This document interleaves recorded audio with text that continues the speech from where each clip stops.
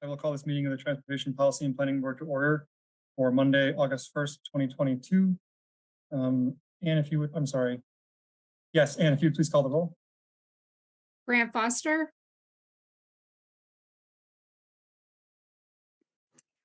Present. Keith Berman. Present. Eric Paulson. Present. Randy Udell. Present. Chris McCahill. Here. Carolyn McAndrews. Here. Thomas Wilson. Here. Barbara Harrington McKinney. Baltazar de Santana. Here. Thank you, Ann. We do have a quorum. If our tech facilitator would please proceed with the standard virtual meetings opening statement.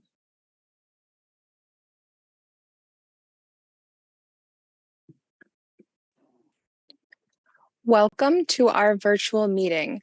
If you lose connection at any point during the meeting, you can reconnect by clicking the link or calling the number in your original email. Members, if you are able, please activate your video for purposes of quorum and keep it on for the duration of the meeting. Staff, if you are able, please activate your video when you are speaking. All panelists, that is alders, commission members and staff, have the ability to mute and unmute themselves. Also, please use the raise hand feature when you'd like to be recognized to speak, ask questions, or request a roll call vote. Lowering your hand will take you out of the queue.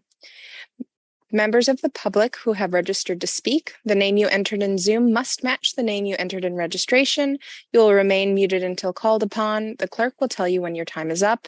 After speaking, a member of the body may ask you a question. If you need to share documentation with the body, please send it to the email listed on today's agenda. Thank you. Chair, the floor is yours.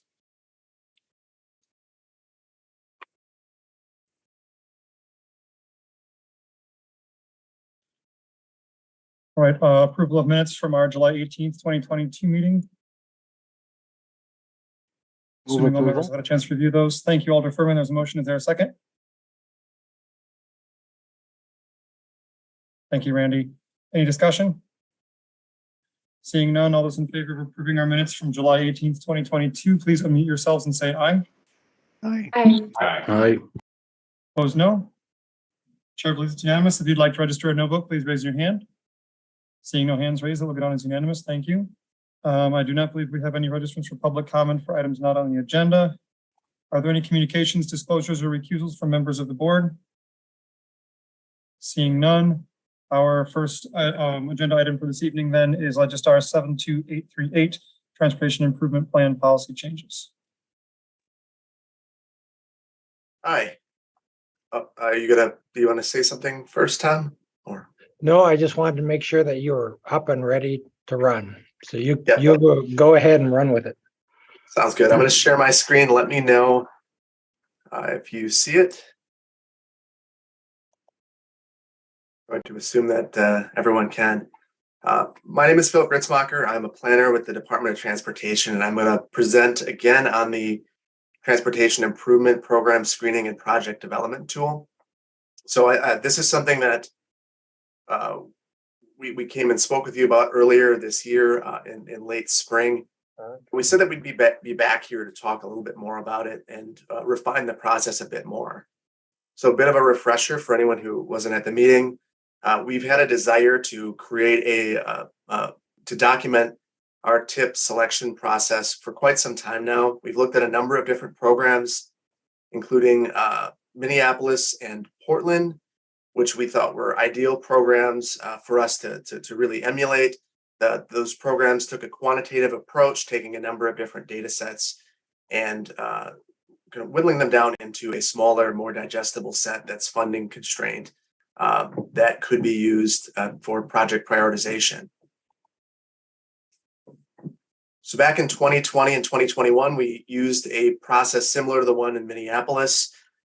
So we took a number of criteria and we rated the projects based on those criteria. So there were multiple factors that were used to evaluate, including safety, equity, bike facilities, pet facilities, underground utilities, green infrastructure, transit, and then the facility rating itself. So we ran with this process for 2 years, but we noticed that there were a couple of problems with that process. First of all, the weighting of the criteria, the weighting of the categories allowed some streets without a reconstruction need to sometimes score higher than streets that had a reconstruction need, which really defeats the core objective of the reconstruction program. It was also difficult to incorporate utility reconstruction needs and utility funding ability. So what I mean by that is sometimes we'll have water infrastructure that needs to be replaced, and it's difficult to incorporate that in and raise those projects to the top under the criteria that we had previously. And then there were some categories such as green infrastructure that are difficult to score. We often don't know what green infrastructure elements we're going to have until we're closer to construction. So in many cases, we don't know exactly which projects will have those green infrastructure components early enough on to be able to score that particular category. And then the other complicating factor, we wanted to have this all ready for you guys for this year, was that the projects were due to finance 2 months earlier than normal. So we brought a 2023 program to you with just 2023 projects. We were working with a modified criteria.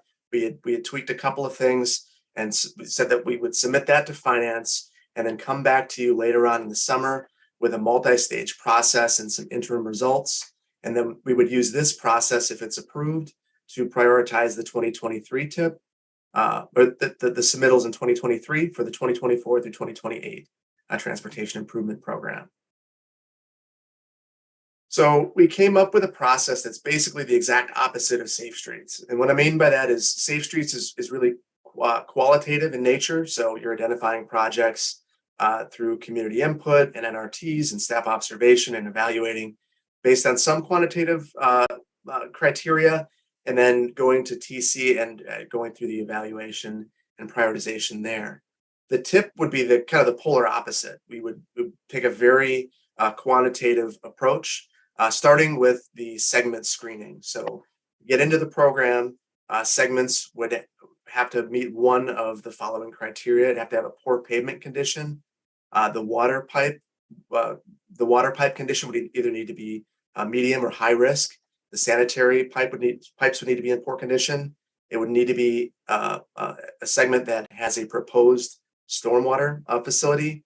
It would need to be a new facility, so platted road, be on the high injury network, and it would have to be a city maintained road. So those criteria, if it met any one of those criteria and was a city maintained facility, it could be scored in the transportation improvement program. So from there, we take all of those segments and we assign a raw score based on a number of criteria. And this is from information collected across the city and through various agencies. That would be pavement conditions, sanitary condition, the water pipe conditions, stormwater facility needs, pedestrian facility needs, bike facility needs, or whether it's on the bike network already, transit needs, whether it's on the transit network or not, and then a category that we're calling unique factors, which is a way for senior level staff to insert a little bit of judgment into the process. This would be for water pipes, for instance, that must be replaced. You could assign additional points to elevate a project up. And adding all of those together, you would get a raw score. From that point, we would weight the segments. So for a segment that's on the high injury network, we would add 5% to the score. And for a segment that's in an equity area, we would add 15%. So this wouldn't be enough to take a project that doesn't have a need and elevate it above a project that does, but it would be enough to take two projects that are completely equal and elevate the project with safety concern just slightly higher, or the project in an equity area just slightly higher. And then from there, we would assemble the segments into logical groupings, eliminate segments that would be a part of non-reconstruction projects, so resurfacing, for instance, and then prioritize those groupings and recommend for the budget. So from there, I wanted to show a little bit what this would look like. So this is a difficult map to understand initially, but what you're seeing, every segment that's on here would be eligible for inclusion in the transportation improvement program. based on one of those criteria. So having a stormwater or having a storm pipe proposed in the area, having poor pavements, poor sanitary main condition, poor water pipe condition, or being on the high injury network. So you can see that there's still a fairly large universe of projects, but there are a number of segments that are eliminated based on those criteria. And from there, we would go through a variety of infrastructure condition information and assign scores to each of those segments based on the infrastructure condition. So pavement condition would be 30 points. We would assign to those segments. For storm, up to 10 points. For sanitary mains, up to 10 points. Water pipes, up to 10 points. Pedestrian needs, up to 8 points. That's based on whether a sidewalk is being added or reconstructed. Presence on the existing or planned bike network, up to 6 points. Whether or not the segments on the transit network, up to 6 points. This one's a work in progress. We're going to update this one as our GIS data is finalized. And then, like I mentioned, we would weight these. We would tabulate all of those scores together, and then add a multiplier of 5% based on whether the segment's on the high injury network. So this is the high injury network. And then add 15% as to whether it's in an equity area. That's either an area with higher than average concentrations of BIPOC communities or low income communities. This is a work in progress because right now there is a staff group getting together to try to come up with a unified criteria across the city so that our various planning efforts are using the same language, which whatever criteria were developed in there would be what we would present next year. So we then ran this through. So this is the raw score. And what you can see is that some of this is fairly predictable and understandable. Certain areas that have poor infrastructure condition are rising to the top. And then the next map will be the adjusted. And I apologize, it's not switching for me. The adjusted. So this is based on the weighting. So there's a couple of things that you can notice here. Hammersley, for instance, a segment of this ends up being a little bit darker as you click through. And there are a variety of segments downtown that also rise to the top. Same thing on the north side. It's very subtle. You're not seeing, gigantic changes in this. But if there are two projects that are fairly similar, you would see the project in the equity area rise to the top. And there are some instances where it could reach parity. So this is where we would land with the projects that were programmed in 2023 and those that are projected for 2024, at least in the tip last year. So many of these projects would fall within basically would fall in line with this new criteria. There are a couple that I think are important to point out. In the Sassy neighborhoods in Eastmoreland, you're seeing a couple of projects that look like they're green that are not rising to the top. This is where we would use that unique factors criteria and add points in. The reason that these are in the program this year is because of water pipe concerns. There are main breaks, and the water utility is emphasized that that's something that needs to happen right now. So that's an example of how we would add the points to that, and then this would turn into a segment right at the top of our list. And that's the primary reason why we're looking at that criteria being added. Same thing in the Sassy neighborhood as well. So that's it's in line with the way that we've been doing things, and I think it makes it a bit more predictable. So we have a few things that we still need to do. We need to continue to collect updated data for 2023. We're working across departments. There's a number of departments updating data sets. The stormwater in particular is one that is being worked on right now. That's why in that map, it was just a portion of the west side. They're building out their data, and that's going to ultimately change our results. I mentioned working with the interagency staff team to develop consistent across the departmental equity definitions. We're working on that. That'll be incorporated into this. And we're also working on developing an online GIS tool that could show the tip to the public and allow us to input those unique factors points directly into the tool and calculate how the scores would change. So that's something that we'd like to have done before the next transportation improvement program is put together. And then we would need to prioritize the 2024 through 2028 projects using this criteria, assuming that it's something that you all agree with. Tom? Jump in, Tom, if you want. Yeah, I just want to make note that Chris Petakowski is also here, and he and Philip have been interacting back and forth quite a bit because Chris kind of delivers the tip and Philip is helping to organize some of this prioritization. So I just want to let you know that he's here as a resource.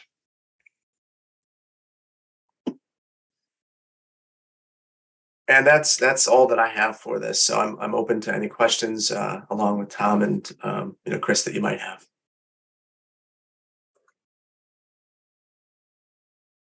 Alder Paulson, go ahead, please. Yeah, could you go back to slide 18, I think? Or slide 18 or 19? Actually, no, I take that back, slide 20. Sorry. Can you just help me understand a little bit of what I'm looking at here? Is this literally all the places that we think we're going to do road construction in 2023 and 2024? And what all is encompassed in this? Is this like everything from fixing some cracked sidewalks to digging up streets, or like this all digging up streets, or kind of what? This just seems more road construction than I would have expected. Yeah, so these are the roadway reconstruction projects. Some of them also include utility needs as well. So the 2023 projects are the ones that are in black. Those are the ones that we're actively working on right now and were approved earlier in the year. The 2024 projects would be what we would present next year. And under the old criteria, we would have projected to be in the program next year. Okay. So just because it's got a red segment doesn't mean we're going to get to it this year. We are it's the outline. far behind what we're have in red then. Yeah, there's certainly more needs than funding. That's always been a problem. Okay. Thank you. Alder, it's the outlined projects. Yeah, those are the projects. Yeah. Yep. Thank you. All right, Alder Foster, you're up next. Go ahead, please. Thank you. I guess one general question with this new scheme, have any projects been discovered or come to the top that were not already identified as ones that would have been programmed in the next couple of years? You want me to take that one, Phil? Sure. Yeah, couple of things. Yeah, I think certainly these maps kind of, we haven't refined that 2024 yet. That was the list before Bill did the analysis. So I definitely think we're going to be shifting a few. For one example is way out in the far west side, the Valley View Road. That was a kind of an expensive project for stormwater, and it's not showing a lot of other needs in that tip score. So I think we're probably going to propose delaying that one. But I think the next step is we'll be kind of massaging from our old list to this new list, and some of the projects, we've made a lot of headway with the alders in the neighborhood, so we'd want to keep in, but there's others that we haven't really started yet that I think we can shift around a bit. So definitely these maps have helped us already and will help us more for sure moving forward.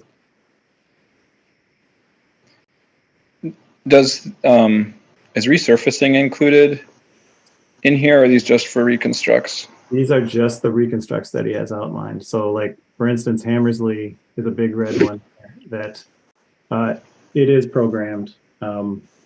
It's just not with this funding. Yeah, so that's another thing we got. Yeah, Farm is in that same boat. I mean, I think that would be really helpful to fix, honestly, because it just doesn't really, I mean, you look at it, it looks like it's not being addressed, but it actually Yeah, is. we could add the resurfacing outlines too. I think, I mean, honest, or like, and SSM projects, I mean, anything that we're going to address and is going to fundamentally address some of the underlying conditions, I think would be good to highlight in here, particularly if we're going to be sharing it with the public. I guess a little bit of feedback. One thing I really would still like to see addressed is I think we absolutely have to differentiate pavement condition between arterial collector streets and local streets. It makes no sense to me at all that a local street with very, very poor pavement condition would have the same weight as an arterial street with very poor condition. I mean, we have different standards for what we're looking for. And I mean, the reality is that it's just very different positions. So I think it still feels like we're going to get local streets that might be in very rough shape, but that we could potentially continue to postpone a bit, maybe continue to do some chip sealing, et cetera. And I think those still have the potential to show up before they're maybe quite due at the expense of other projects that could improve safety or other things. So I don't know if there's been discussion about that, but it doesn't feel to match our reality that we would treat those things the same. Yeah, I think that's a great point. And it falls in line with your resurfacing comment because so this program that we're showing is the Reconstruct Streets program, which primarily did the local reconstructs, and the universities and the John Nolan Drives, those usually have their own budget items. So what he's showing here is just the Reconstruct program, but I think we could try to show not only the resurfacing, but maybe the majors that are getting in there on another sheet somehow. And then also the safe streets, more spot improvements. That's to add to that. I mean, that's one of the nice things about the web-based map that we're trying to put together is that we'd be able to have these all as toggles, and you'd be able to kind of overlay and see how things are being addressed throughout the variety of programs out there. So we wouldn't imagine that that the web-based tool would only have the tip. It would have some of these other layers in there as well. That's something that we've discussed. Yeah, and I can see why, like from a staff perspective, it's very helpful to kind of think of the different programs, but certainly from the public's point of view, and probably for this board and for policymakers, et cetera, it's really going to be more helpful if it's kind of all in. And here are the streets that we know need attention for this combination of reasons. I mean, it sounds like we're trying to incorporate all those things into this scoring, but then if we're only applying it to one subset of projects and funding source, I think it's really going to be confusing. So I would really, and even maybe you still have them as layers, but even when you're thinking about how you're presenting that, I don't know if there's a lot of value to have those different layers for the public and get them confused about, like, who cares if it's in this, this project or that project. Is there construction happening next year, and are things going to get improved? So I think as you're working to finalize that, I would keep it more simple and not confuse folks with all the different projects.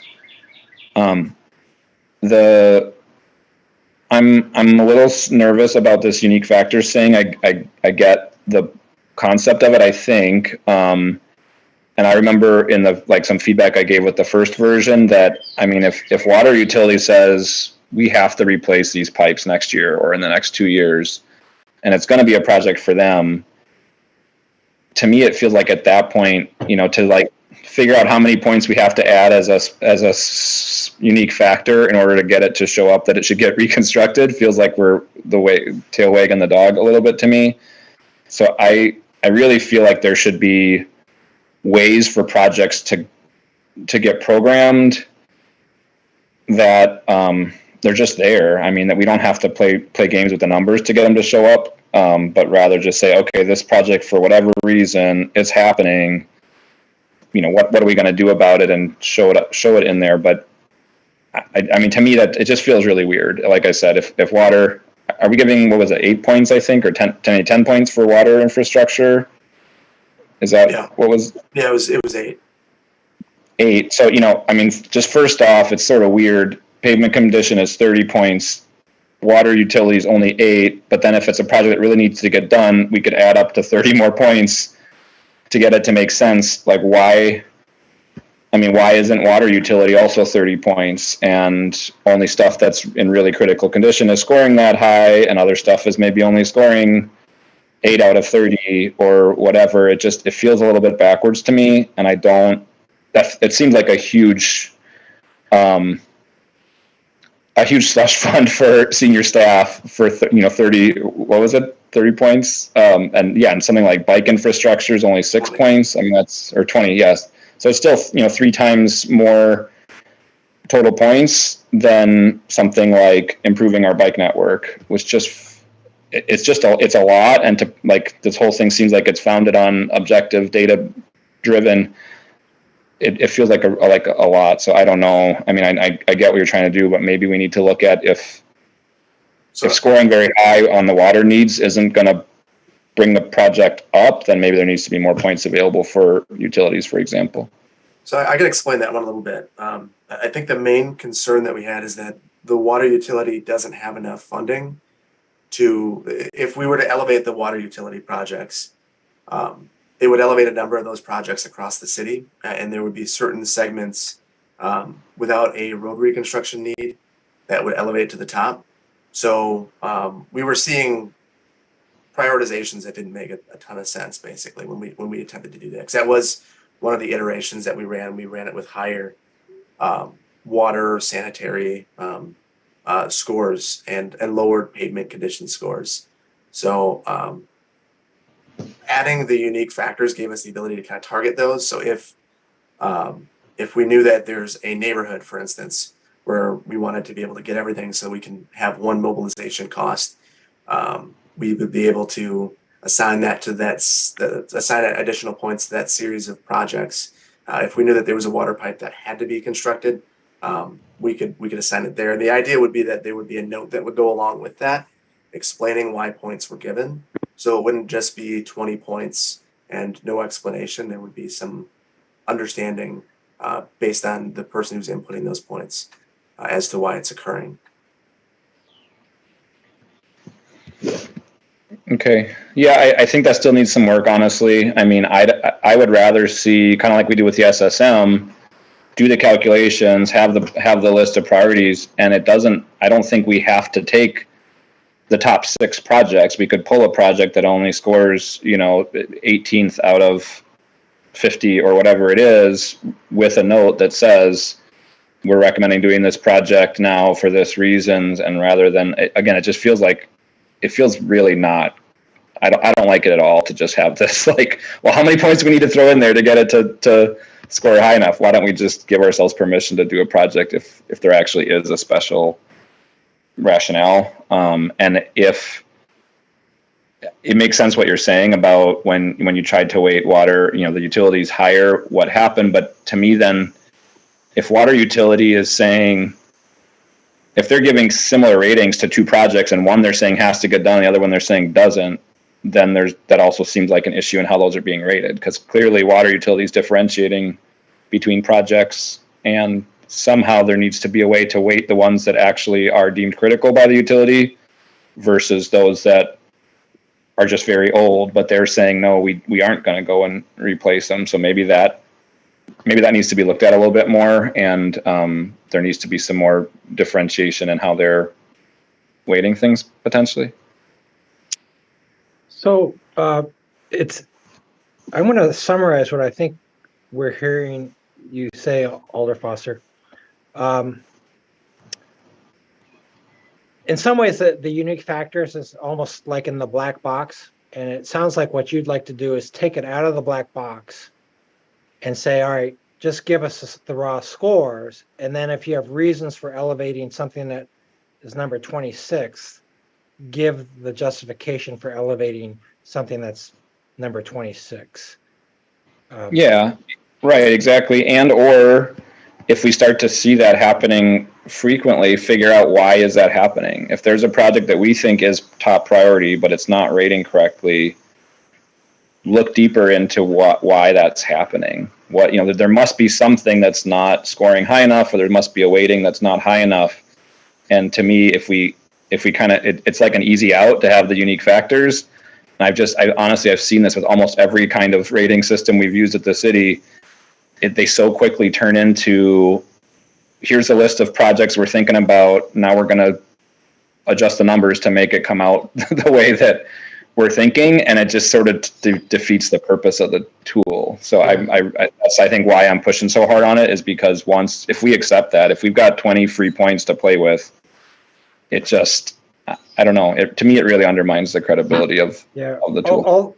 Although I will say, and one thing, when we looked at Portland and Minneapolis, who also did programs, there was, they had a very defined process, but within that process, there was a, you might call it a subjective step, where staff or needs could kind of give input to the selection. And so in Portland's process, there's a box that's a little bit more qualitative and subjective, and similar with Minneapolis. And I suspect that maybe the reasons why those processes have that in there might be similar to the way Philip and Chris, in that, Philip and Chris, they went through, it seemed like a lot of different ways of weighting and providing different scores for different factors. And still there would be some projects that just needed to get done, but didn't seem to fit into the process, if you know what I mean. One common thing that we have is coordination with private development. There's very often, private development to install their stuff. We also have to upgrade the roads around them, right? And but I do think, if there's the unique factors, could be, it could be either in a number, or it could be like in a side note, like you said. I mean, I think we still need them, whether or not it's an actual number that gets, processed, and we do the top 10 projects. I don't think that's the case. I do think we could, as long as we have that latitude to do some of the things that are needed to be done, I think it could work fine, and it would be similar to what you're saying. Yeah, I'm not trying to, I would want to keep good flexibility and be able to use reason and extenuating circumstances and all that stuff. And I think the way that we've been looking at the SSM project, that's what's happening too. It's not, generally taking kind of from the top down, but there's all kinds of notes about, hey, let's hold on this one for a year or two or three, or, this one on the bottom, there's a good reason why it's going to get done now. So I think that seems to work well there, and it seems pretty transparent to just explain, here's the scoring, that's kind of the starting point, but we're not, it's not going to tell us exactly what we have to do. It's going to be that starting point. So I would prefer seeing something like that on it. Just two other quick comments. One is the equity area. I know you guys are continuing to work on that, looking to get a standard kind of definition. I think that's good. One thing that I would really ask that you all keep in mind, and especially if this is going to apply to other areas of the city where we're using such an overlay,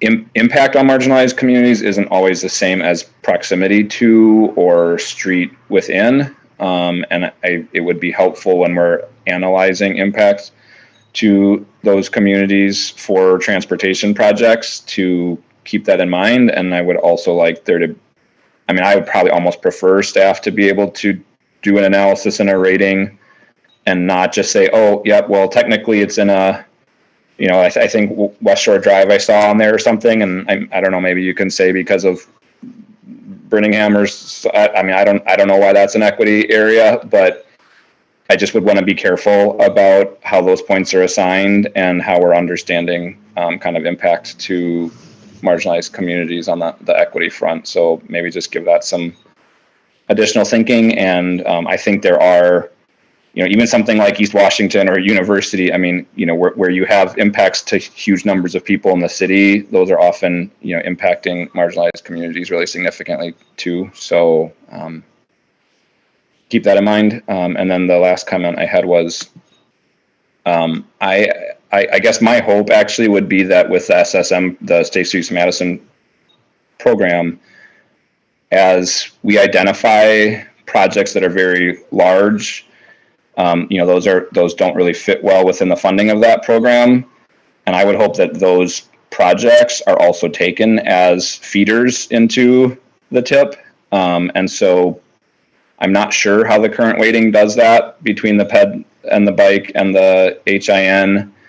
But it might be interesting to look and see, what's the score that it got out of SSM, and maybe that can even just sort of replace some of those other factors in this program.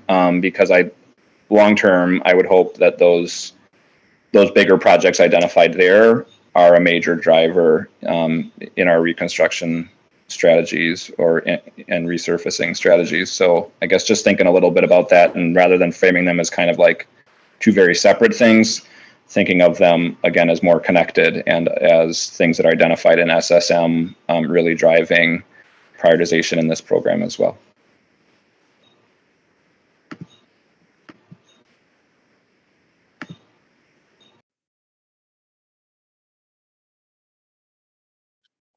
All right, Alder Paulson, you're up next. Go ahead, please. Yeah, I have a comment and then a question. So my comment is, I'm just going to relate this to something I know. In computer science and database research, we think a lot about, we have a core problem in our area is called query planning and query optimization. And they've got a whole lot of choices for what to do. And the computer has to whirl and grind. There's billions of combinations of things it can consider. And we have a bunch of heuristics for how to do it. But at the end of the day, we tell ourselves, you don't have to have a perfect plan. You just have to choose a not bad plan. And so I'd keep that a little bit in mind, that the system here, whatever we can keep tweaking on numbers, and we'll never get it perfect. But so long as it helps us avoid bad plans and bad systems, I think that's incredibly helpful. And highlighting things that we haven't always been good about checking for is I think the real value here.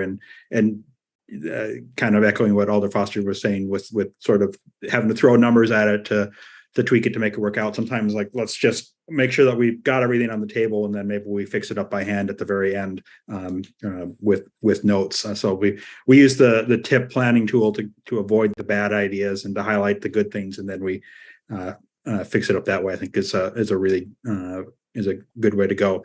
How do these fit in with other planning projects? So we've been talking about water utility. Does water utility have something like this when they prioritize? Do they look at this and say, well, we could do these streets this, or we could fix these pipes this way, this way, this way. So let's see what the streets people are doing, and who else factors into that? We mentioned private developers. We've hit a little bit on utility. Does MG&E come into factoring any of that? Who else is in this, and are they doing something similar? And can we get them on the same numbers as well? So we are pulling in data from a number of different agencies. So the water utility is part of this. So that's that water score that we have. The same thing with sanitary. MGE is not, MGE is not part of this. So it's all the city agencies that are really feeding their data into this. So we're pulling data directly from those utilities. Right. That's not quite my question. It's okay. Who else is driving street reconstruction, or who else is driving having to rip up streets, and who else should be here, even if we don't necessarily have their data? Generally, the utilities, so water, sanitary, and storm, we meet all the time, and generally our street projects are driving their infrastructure replacements, because they don't want to pay for a street that's in good shape, because the utility would have to pay for it. And the same goes for MG&E, AT&T, Charter. They also piggyback off of our our TIF as well, for the most part. So it's a little bit of both. You know, we'll, in the past, we would, you know, kind of propose a list of streets. We'd work with all of those utilities, mostly the city ones though first off, but and kind of work our way through a list that, you know, worked for everybody. And sometimes someone like ATC, like a private utility, would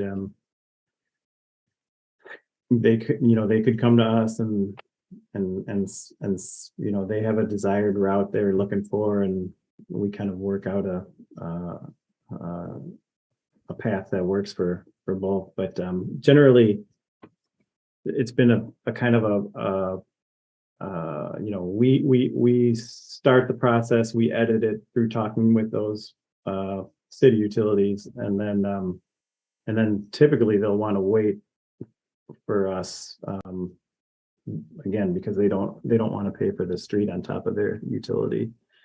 There's quite a bit of savings, you know, when we already have the contractor on site, and you know, all the traffic control in place already for those utilities. I don't know, does that answer the question? Kind of, but we're not getting like a projection from Charter to say, hey, in 2027 we're going to need to do a bunch of work along Milwaukee Street. So kind of planning that far out, sort of thing. Whereas we might be able to get that from the water utility because they are looking that far out. Yeah, that's true. Okay. And is there anyone else besides MG&E, Charter, I mean, the railroads, the UW and their areas, and I don't know who else might have steam tunnels or anything else crazy under the streets? The other wild card is the private development. So, you know, if a development is approved way out on Old Sauk Road somewhere, we'll have to, oftentimes we'll have to, you know, make improvements. You know, that development's approved, it's going in, we know people are going to it. We might have to make some offsite improvements if it's not directly related to their project.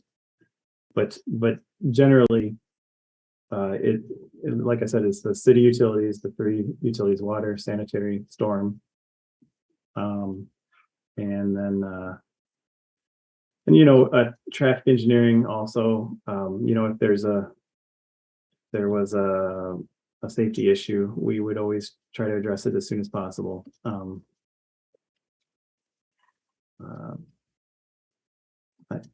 think. Okay. All right. Thank you. I think that's most of it. Yeah. All right, Alder Foster, go ahead, please. Thank you. I apologize. I had one other point connected to how SSM integrates into here. So my understanding is in this one, the bike score, which is pretty small, but is basically whether or not the street is on the bike network or not. Is that correct? The existing or the planned network, yeah. And for pedestrian, it's essentially if there's sidewalk or not? Sidewalk to construct or not, yes. So if the sidewalks are already there and they're not being touched, they wouldn't receive points for that. But if it's a street that does not have sidewalk and needs it on one or both sides, it would receive points for that. Okay. Yeah, I guess I would just have you take a look at how it's defined and sort of calculated for Safe Streets Madison. I mean, there's still work to go there, but there's some good notes about kind of how that should be. You know, the thinking there is more about what's the potential improvement to the bike network, or what's the potential improvement to the pedestrian network and connectivity, and weighting, you know, scoring those kind of opportunities based on how big of an improvement it would be, you know, with whatever we're going to do. And that feels to me like a better way of giving that weight into this program as well, rather than simply, is it on a network or not? And so I don't know, there may be, I mean, if there's something that's identified as needing improvement for pedestrian access or bike access, it almost feels like it would be best to just run it through the SSM scoring, and then again have projects that can't get covered through smaller SSM projects because they just realistically need a full reconstruct or resurfacing or something in order to do it. Have those then feed into the tip and have that the PED score, the bike score, the safety scores, those would already happen as part of the SSM scoring, and maybe that would be a way to kind of honor those projects that are coming through and really push safety and PED bike improvement projects through that SSM scoring tool, which I think was the original intent, and then have that almost feed this rather than trying to calculate them on their own, especially if the calculations are kind of as simple as, is it on the bike network or not, or does it have a sidewalk or not? All right, Tom. Yeah. I understand where you're going with it, and it's kind of an interesting thing.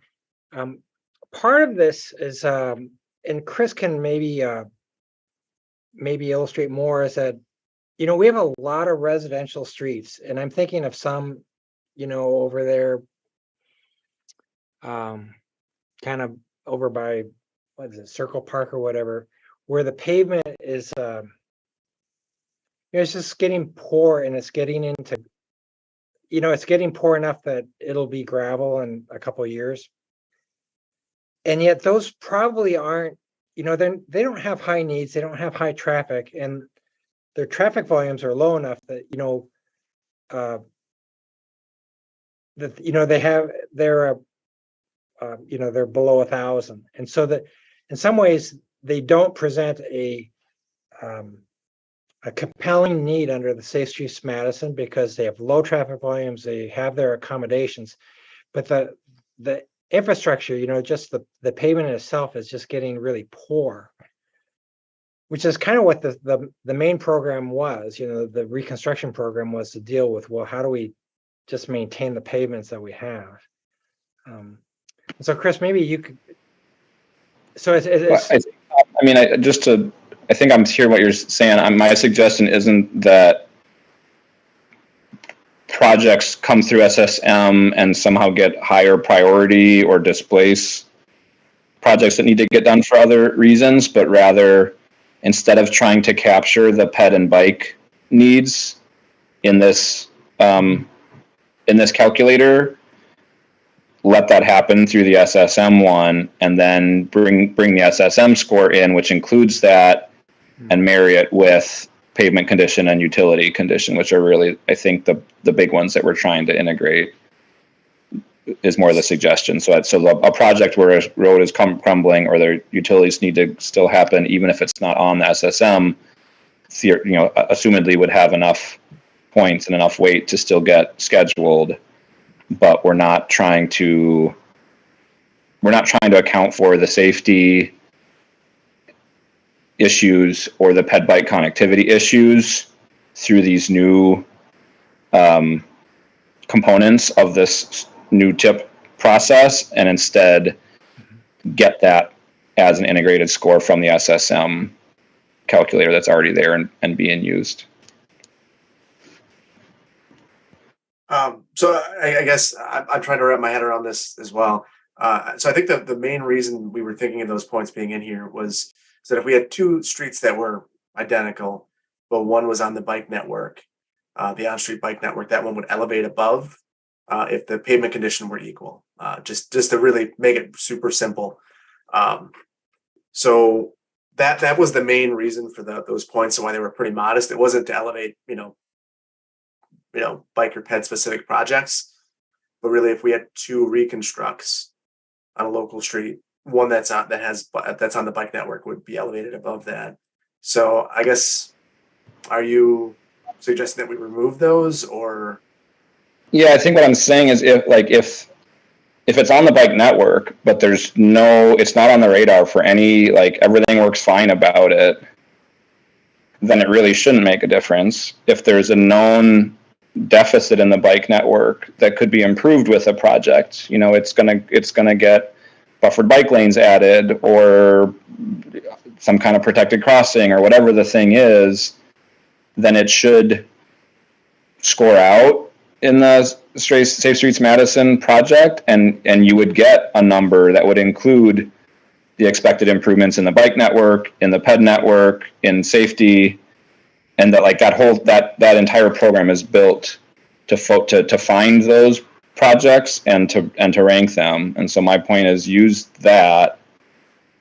And yeah, because if, I mean, a super quiet, cul-de-sac street doesn't have any sidewalks, it's gonna bump up in here, and good chance it doesn't even get proposal to have sidewalks at the end of the day if it's a cul-de-sac street, but it'll show up as getting bonus points because it doesn't have them. And that project would never show up in the Safe Streets Madison, right? Like, we're not getting calls from people saying we have a deficiency in our pedestrian network here. So I think that wouldn't show up here either. We have it coded in some of those, for some of those streets, like the cul-de-sacs, that sidewalks not anticipated, and for those cul-de-sac streets. So we do account for that somewhat, but not maybe not as robust as in the Safe Streets program. But we aren't just kind of saying if it's not present, it gets points. So that is one way we are looking. Should it have a sidewalk? Should it have sidewalk on one side? Is it planned one side or planned both sides? So we are considering that in this program. Okay. Well, maybe just take a look if you can, what the points that you're assigning for ped bike and high injury network, and look at how those are assigned and weighted in the Safe Streets Madison program. And I think we should have parity there. And I don't think we should have two different ways of calculating those and weighting those. And since SSM is there, I think it's being actively used. It's going to be actively tweaked. It's got equity rolled into it. It's got a lot of stuff. It would make sense to use that, perhaps instead of recreating another scoring system for those elements. That's it.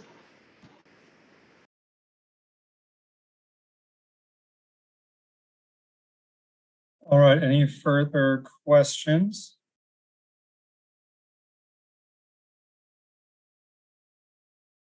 All right, don't believe this was an action item, so then we will move on to Registar 72606, supporting and approving the City of Madison's application to the US DOT for the Reconnecting Communities Pilot Discretionary Grant Program, the acceptance of the grant, and authorizing the mayor and city clerk to execute a grant agreement with US DOT if awarded the grant. Yeah, I'll just give a brief verbal update on this. The bipartisan infrastructure law created a series of new funding pots, and one of the funding pots is to bridge communities that are separated from historic transportation investments. So the types of facilities we're talking about are like the Beltline or Stoughton Road or Packers Avenue. They have both implementation grants as well as planning grants.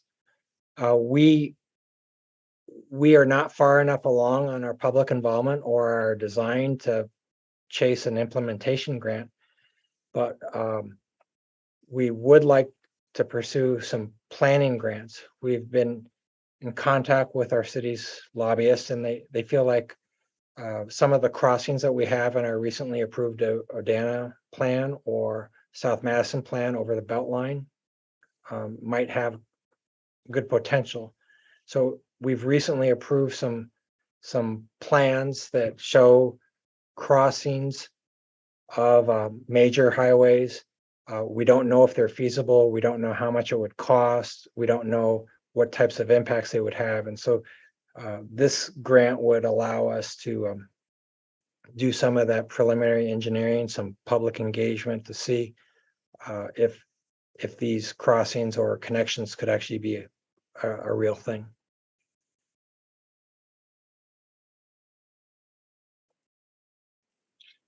Thanks, Tom. Questions? Alder Furman, go ahead, please. I was going to move a motion, but I can wait. Okay, Chris, go ahead. Yeah, I guess I was just kind of curious. I mean, it sounds like you don't know what you would want to pursue. I'm kind of wondering, like, if it was the Beltline, how would this interact with the planning and environmental linkages study that's already happening? Because knowing how that's playing out, in my mind, it doesn't stand out as a great reconnecting communities project. But just Yeah. sort of.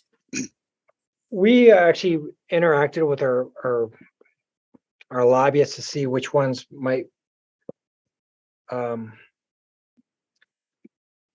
the most potential or success potential.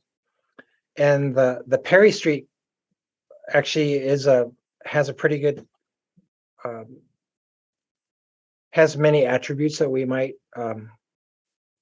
make it an attractive for funding. It takes a kind of a marginalized neighborhood over there in the Badger Road and connects it to an employment district there over in Greenway Cross area. So there's a lot of good jobs there. It connects Madison College, to a different part of the city. I think the story for the Tokay extension is also good, but not quite as compelling. And so the Beltline Pell will continue, but right now it's with the addition of the flex lane, it's not the focus of the DOT right now. And so this would provide us perhaps more information to either, you might say lobby WSDOT to put in these crossings, or if this happens soon enough, we could actually go for one of these grants ourselves, you know what I mean, and put in one of these crossings. One more candidate that was recently added was a grade separation of John Nolan Drive, which I don't know if we haven't run that by the lobbyist. Okay, thanks. That's helpful. I mean, you answered some of my questions. Like, I'm not convinced WSDOT is going to be the best partner on the way DOT is talking about reconnecting communities. So if this is an opportunity to have that conversation, that seems like that would be pretty cool. Yeah, in some ways, our plans have drawn lines that connect communities, but we don't know if they're feasible. We haven't done the profile. We don't know how much they cost. I'm saying this as a planner that has an AICP after my name, and we like to use highlighters and just say, just do this. This would allow us to go the next step and actually do some preliminary engineering to see if it really could be a thing or not a thing, I think. Thanks. If no one else is jumping in, I'll make a motion for approval in that case. Go ahead, Chris. Thank you. Second, Alder Furman. Any further discussion? Chris, did you want to speak any further to your motion?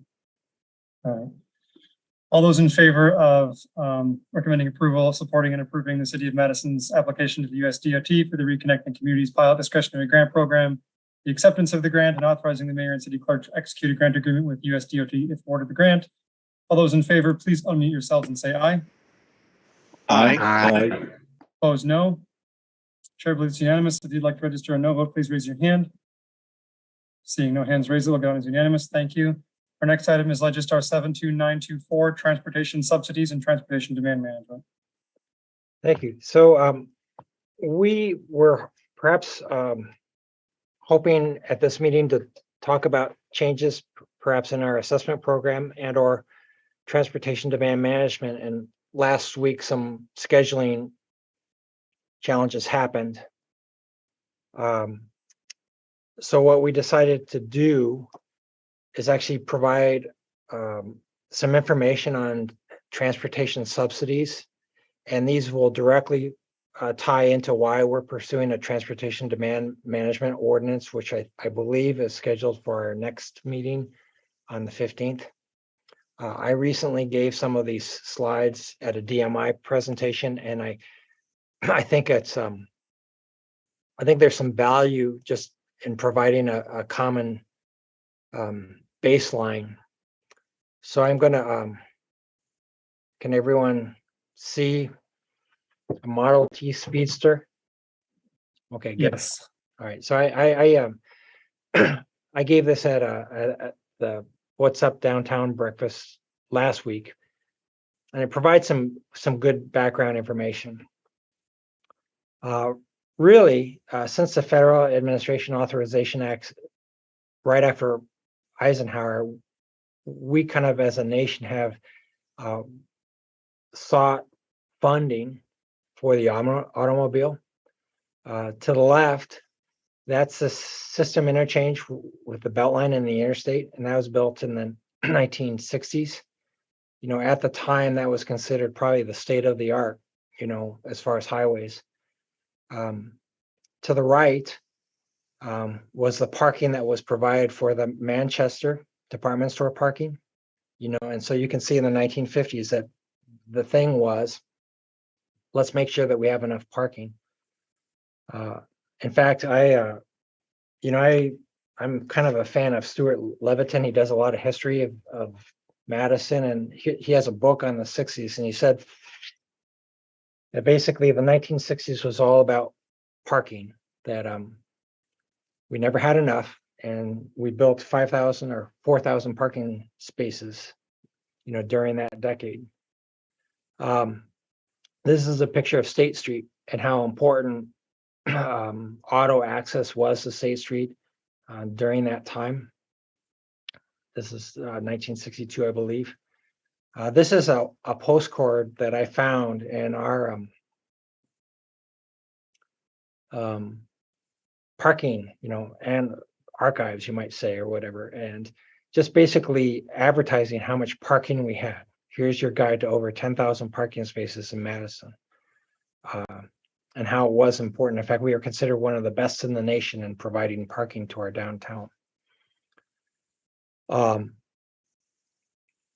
when you look at parking, sometimes you don't realize that what we're doing is we're kind of favoring one mode of transportation over other modes, or maybe just helping out one mode of transportation. This is a real basic cost per parking stall at our Wilson Street garage. For the Wilson Street garage, assuming that we were to pay for it with conventional debt service, it would amount to about a little over $250 monthly payment, because we have it's a $60,000 stall. And then it costs us about $150 to $190 a month to maintain that stall and to pay for the people that are helping us enter and exit. So all told, the monthly cost per stall in the Wilson Street garage is about $450. In 2018, our average revenue for a parking stall was about $212.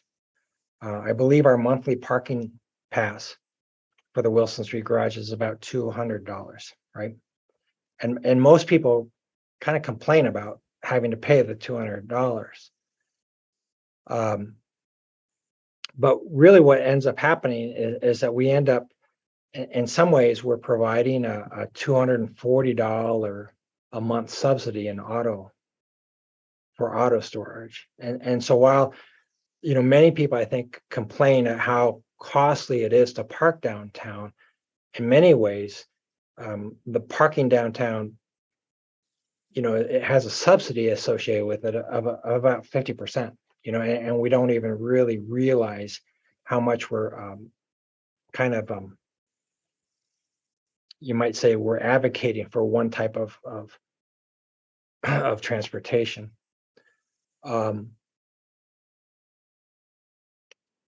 I think a lot of people feel like, well, our roads, you know, our roads are paid for by the gas tax, and many of our roads are. This is a picture of the Beltline. You can see, this is for a Google Street View, and you can see, you know, this is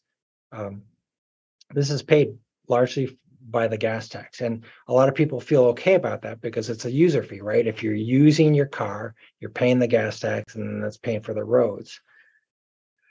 But it really kind of only points to maybe a quarter of it, because many of our streets are mostly paid for by property tax, right? So this is a picture of Broome Street, and that's, largely paid for by property tax. So whether or not, if you own property, whether or not you have a car or not, you're helping to pay for these streets, right? And so that's basically you're helping to pay so that cars have a place to drive. And we have 850 miles of this in our city. So it's just kind of interesting. We think, oh, our gas taxes pay for roads, but no, really our property taxes largely pay for a lot of it. I'm a Near East Sider, so this is a picture of Jennifer Street. I took this picture last week when I was riding in. And so you look at this street and really a third of the street is devoted to car storage. And you don't think about it, but a third of what it costs to build the street is so that we can provide, room for people to park. And that parking, I live in a traditional neighborhood too, and I would park my car in the street too, but we don't realize that, well, that parking is being provided for free in many ways. We're not being assessed for that. In fact, with our current assessment policy, we're actually asking the property owners to pay for the sidewalks, but that street portion is largely paid for by the city. So, that's had effect. If you take that over 50 years, that has an effect. And so this is a picture of the United States, our population increase, and then our vehicle miles traveled increase. And so our vehicle miles traveled has grown at a rate 3 times faster than our population, which is kind of interesting. I was a teenager in the 70s, right? And so, it's hard to fathom, but people are driving 3 times more than they were in 1970. It's just kind of interesting.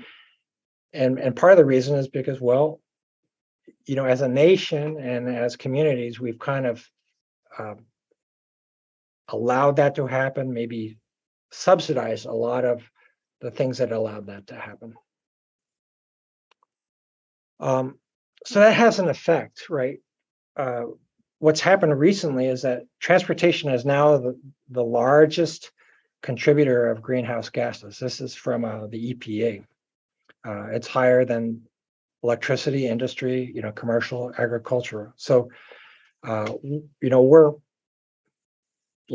we do has a large effect on the climate. This is an interesting graph from NOAA. This is an atmospheric carbon dioxide, which is shown in light blue, and in gray is our contribution to atmospheric carbon. So it's kind of interesting. If you think about it, we have about 50% more carbon dioxide in our atmosphere than was there when the people who signed the Declaration were breathing. You don't really think about that with it. That's interesting. We have 50% more than our founding fathers had, 200 years ago. If you superimpose global climate temperatures, there's a correspondence to that. A lot of people might argue, well, there could be lots of reasons for that, but it just seems like, well, if you look at the carbon dioxide, it seems to, there's a correlation. Is there a causation? That's scientists will decide that, right? And then this has had an effect. The left is just one article that it was in the New York Times in February. The right shows large fire occurrences for 2018. I grew up in California. I've been in Wisconsin for 30 years and I've raised my kids here, but I grew up in California. And when I grew up, the fires in California weren't a thing like they are now. It's just it's a different thing. My brothers who still live there their insurance is different. Everything is different. than it used to be when I was growing up.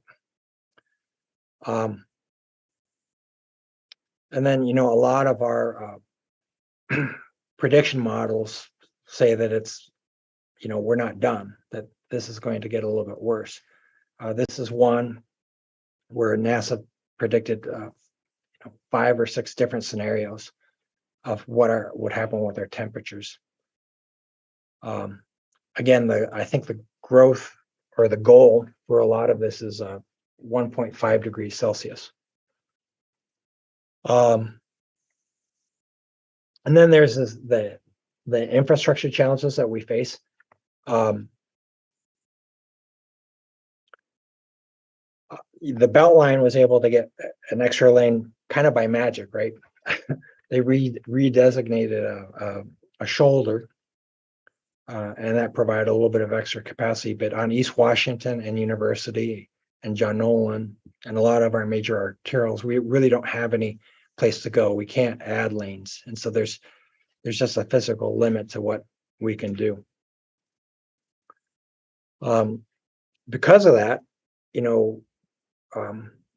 because of some of these items, our comprehensive plan really addresses many of these challenges.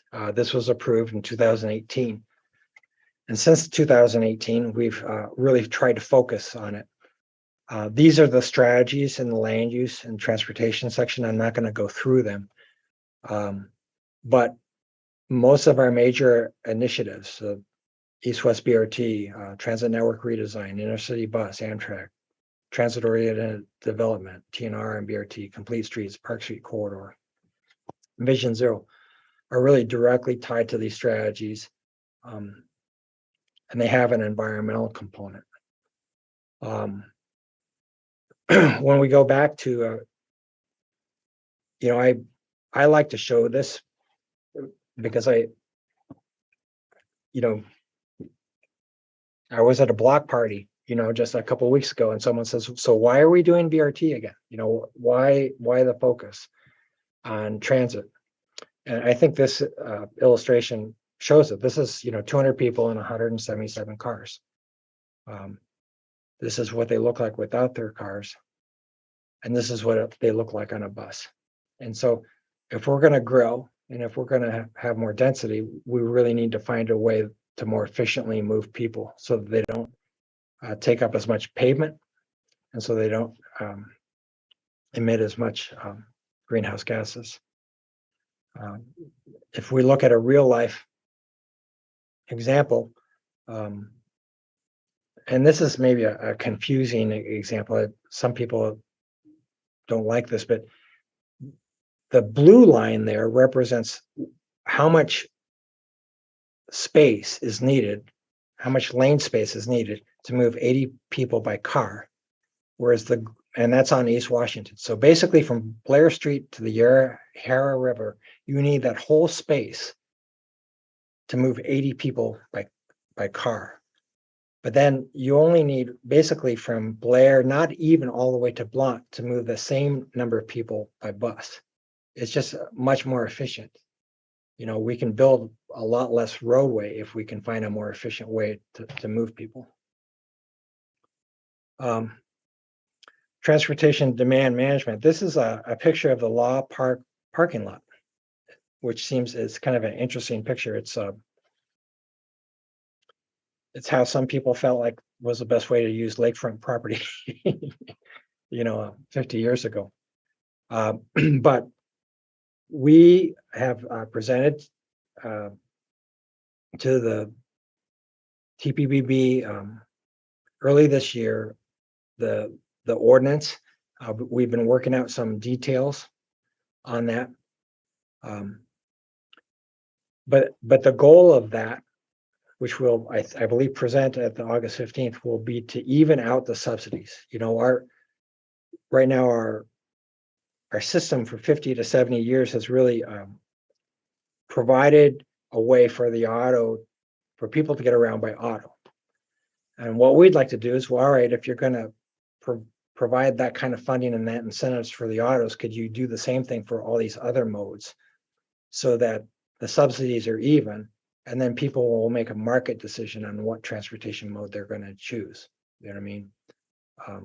But right now, when certain modes are subsidized to the extent that they are, people will tend to choose, the mode that's the easiest and that's the most subsidized. It's a little bit of a change in paradigm. I've actually been a traffic engineer for 30 years. And 30 years ago, when a development would come in, we would look at the network and say, how do we accommodate those trips on this network? And so we would ask developers to add turn lanes or maybe widen certain portions of a roadway and say, and we would make that a condition of their development. You can't put in these apartments unless you pay for a signal or you widen this road or you lengthen this left turn lane. And now I feel like we're changing the paradigm, and that we really, instead of changing the network, which we really can't change anymore. You think about what can we do on John Nolan Drive? What can we do on University Avenue or East Washington? We can't change it that much. So now we're asking developments to reduce the number of trips so that they can fit inside our network. And so that will kind of be the goal of the transportation demand management ordinance that we'll be presenting at the next meeting. This is the draft. We hope that it'll provide a consistent, clear, transparent TDM requirements, provide a range of measures to meet those requirements. We'd like it to be straightforward and easy to understand. And then we'd like it to be easy way to calculate your requirements and demonstrate compliance. I think that's where I'm at. Yeah, I'm at the end. So I'm going to stop sharing, but I thought I'd like to give a little bit of background. We have a couple of new alders and the like, and some people still are wondering about some of our initiatives. Thanks, Tom. Questions? Alder Harrington McKinney, go ahead, please. Thank you very much. Tom, could you go back to that slide? And I don't know which slide, but it was looking at transportation efficiency. I don't know which slide it was, but yeah.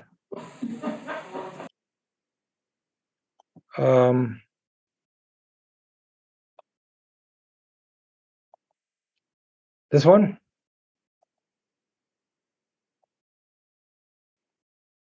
Yeah, there you go. This one, maybe? So the one where it showed the number of people that 80 people can be accommodated when they were transportation efficiency. And the reason that I wanted you to go back to that is that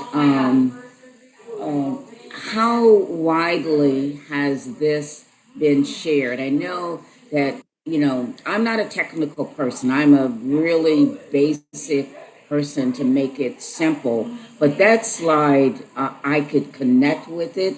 And so you said that you shared this presentation with DMI. Where has this presentation been shared before? That's my first question. And the second is that a better understanding why the efficiency, transportation efficiency is so critically important. So that's my question. Yeah, I think I want to say 2 years ago, when we were trying to get BRT approved and get it rolling, we gave quite a few. This slide is actually from 2 years ago, where we were trying to explain why, to really get people to employment downtown and the university, we needed to lean into transit.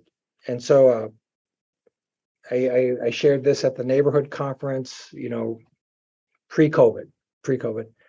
As far as talking about subsidies for auto use, I haven't probably laid out that argument until more recently, in that I some people, how do I want to say this? We're just a product of our environment, so we don't realize, how much, autos have been subsidized, because we just have grown up where they've been subsidized. I remember I got my first car when I was 16. I worked a full-time job to get it. I couldn't wait to have it, and it was the thing. And I think that's probably been the experience of a lot of Americans, not realizing that, it was kind of a result of government policies that have gotten us to where we're driving so much. And so my final comment is that as I've been on these transportation commissions and really now looking at, when I drive, my eye is on access. My eye is on how bikers are maneuvering. And so I'm really looking at that. And I have a better understanding of how critically important all of this is. And so I raised my hand to really ask the question is that sometimes our technical explanations lose its value from the people that really can benefit. And so you understand it in technical pieces, understanding, but how can we get this information to the general public in terms of population growth and the importance of the efficiency of transportation, because our roads cannot sustain the onslaught of more cars and transportation. And so and that's why I raised my hand to really say, how do we, and you've done it before, but how do we now reboot how we're getting this information of the why, if that makes sense? Yeah. That ends my question. Yeah. I think I agree. I think we have to have a way to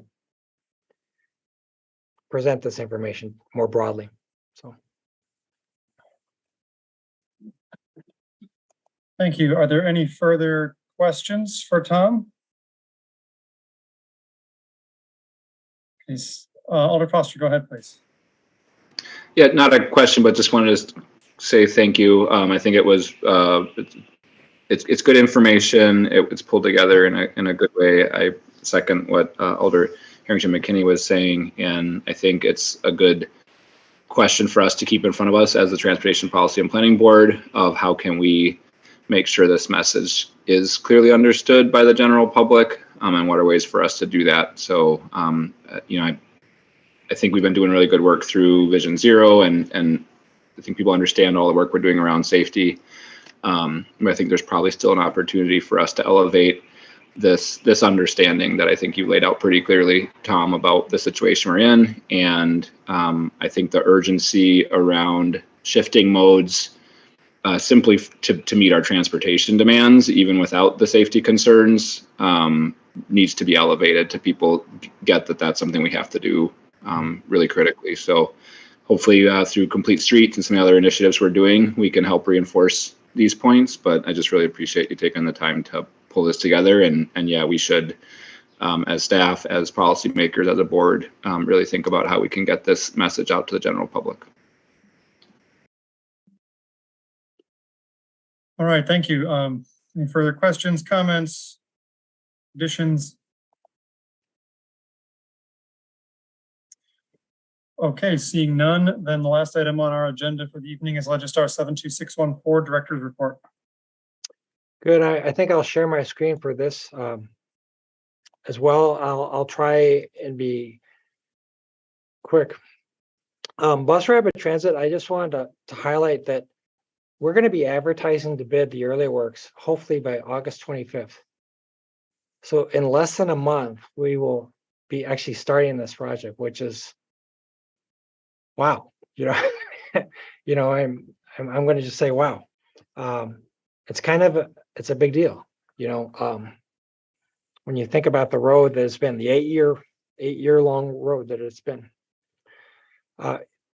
We have a variety of resolutions in common council, and I'm going to read through them just so in case there's questions. We have a contract with AECOM to design improvements associated with the network redesign. It's a relatively smaller contract, but it's going to be used by Metro to help, put in bus pads and the like. We have a contract with AECOM to provide final design services for BRT, continue through construction. So we have a contract that gets them to 60%, and we just need to get the plans to 90 and 100%. We have the Reconnecting Communities Planning Grant, which we just discussed at this meeting. Introduction of a small modification to a BRT right-of-way plat. We are also have a resolution that authorizes us to apply for the Railroad Crossing Elimination Program and paying the match. We're hoping that perhaps we can use this grant program to install more install the improvements that would be necessary for us to either have Amtrak service or quiet zones or something to that effect. We have a grant request supporting the Transportation Alternatives Program for Safe Routes to School. And then probably the large one is authorizing the city to apply for the Safe Streets for All program and committing to the 20% match if selected. This grant program targets Vision Zero improvements and will be pursuing 20 million. So most of these grant applications have deadlines either in September or October. And so we've introduced a lot of the grants to council to get approval so that we would have that council approval prior to submitting the grant. And so they're time sensitive. So if there's any questions, maybe I'm just going to pause. Are there any questions regarding these or no?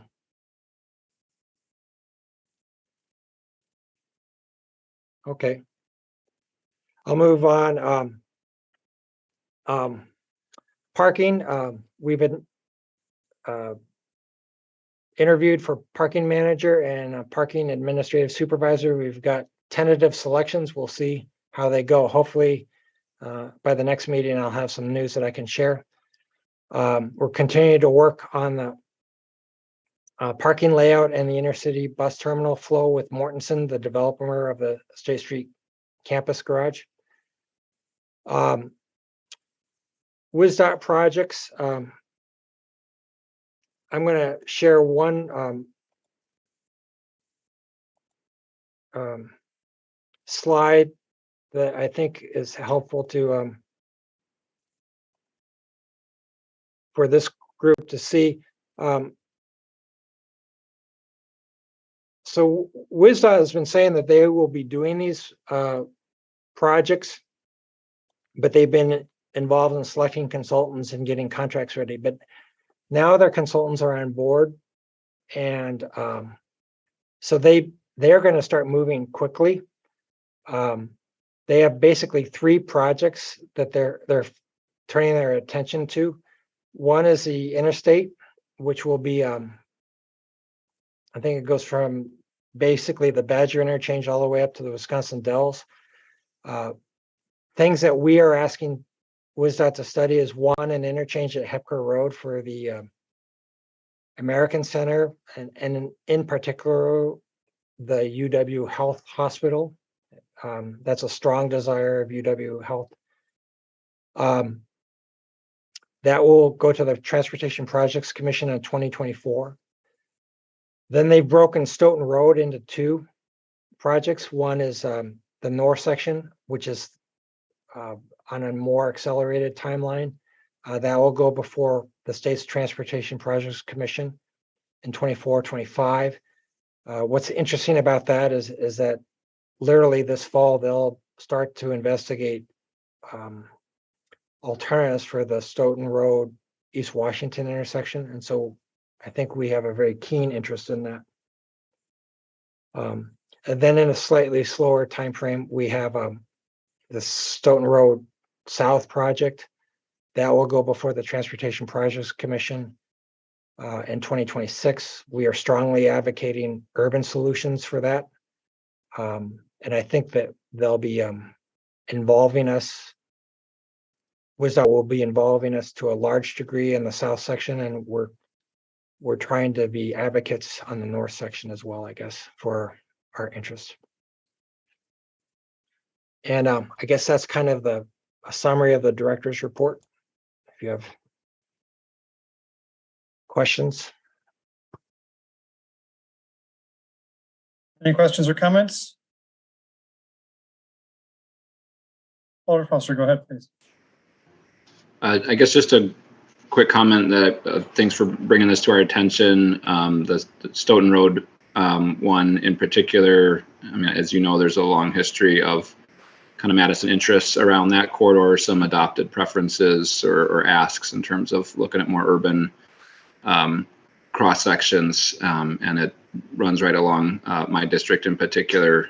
So really appreciate you bringing it here, and it sounds, as you said, that it's on a perhaps accelerated time frame. So would definitely like to get updates as soon as you have them here to the board, and make sure that we have an opportunity to see what's going on and give some input into that process, kind of similar to we did with the Beltline. So just appreciate that.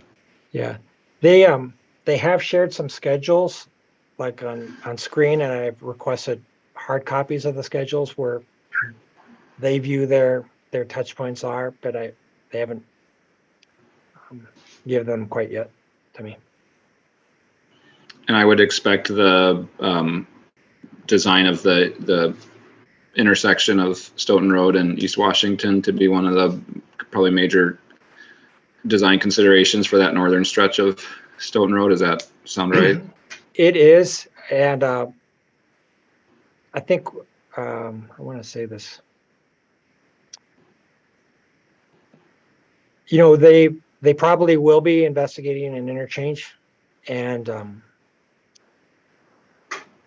transportation and engineering staff would like to see, are there lower build opportunities than an interchange? So we're starting to do some drawings and modeling on our own, just so that we have an idea of what would be the full range of alternatives that could solve the problem.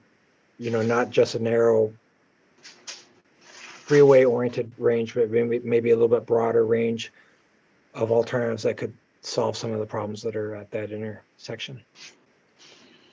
It's good to hear that our staff is working on some of that. I mean, hopefully folks on the board recognize how impactful that decision will be, you know, freeway style versus actual city and neighborhood and community. So yeah, I just really want to make sure everybody's focused on it, and, you know, potentially a huge impact for East Washington and for the neighbors surrounding there. So thanks for keeping it high priority on the work plan for you all.